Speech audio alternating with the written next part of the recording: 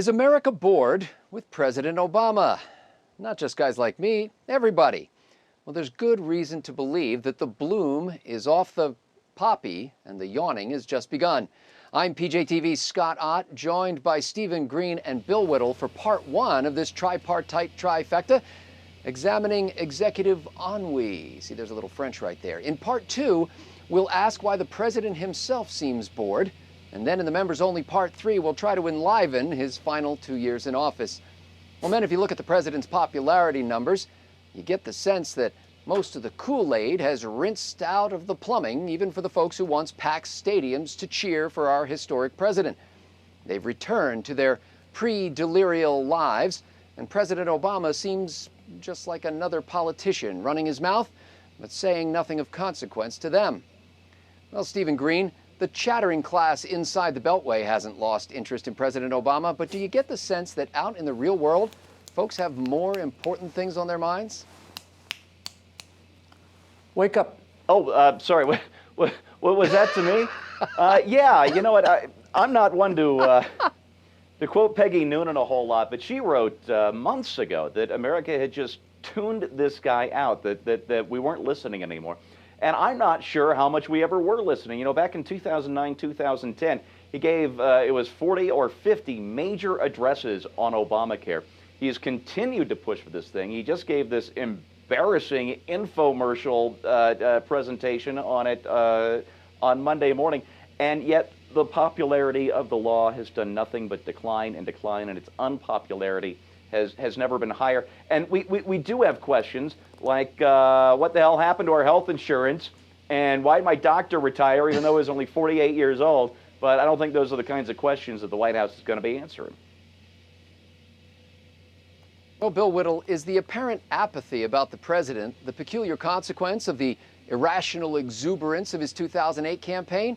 Or do Americans just naturally lose interest after watching the same guy in the White House for 5 or 6 years? Yes. Yes. Both. Let me just say one thing about this guy and his poll numbers. They're hovering around 40, somewhere in that general ballpark as a general rule. You have to understand, first of all, that they're hovering around 40 points because of the 20-knot tailwind that the media is providing to this guy. If there was a fair and unbiased media, Barack Obama's approval rating would be in the 20s. It absolutely would be in the 20s. Glenn Reynolds was just saying they did 40 major stories on the government shutdown, which was caused by Barack Obama, and in all 40 of them, the Republicans were blamed and the Democrats were not blamed in one of them. You take away that misinformation about the magnitude and the grandeur of the Obama sire, and honestly, his approval ratings would be in the 20% mark. So I think that really needs to be said. Secondly, look, you know, hope and change is hope and change. And we got the hope and you can keep the change and, you know, all these other things. But really, nothing has happened. And I think people are really beginning to understand now that they've defeated the evil Republicans and our plan to ship women's lady parts and binders over to China. Once they've realized that that is no longer a threat, they're left looking at what this guy actually is. And I don't think anybody's particularly impressed. You know, as I run for local office, I spend a lot of time going door to door, meeting voters on their porches. And while some folks are alarmed at the direction of the country and angry at those in charge, what's most striking to me, for a news geek like me, is the disinterest. Or perhaps I should say the intense interest in personal challenges that are far from the White House. I still see the grizzled face of the man whose daughter battles breast cancer, the silver-haired widow whose son is doing another tour in Afghanistan, the lady in the pink housecoat whose husband just had a stroke last week and she's recovering from chemo, the Korean immigrants making sure the car seat buckles properly for their new baby, the man scooping up after his Doberman, the grandpa heading out the door to watch his grandson quarterback the high school football team, and the retired doctor working the soil in an abandoned patch of city ground that he has personally converted into a community garden spot.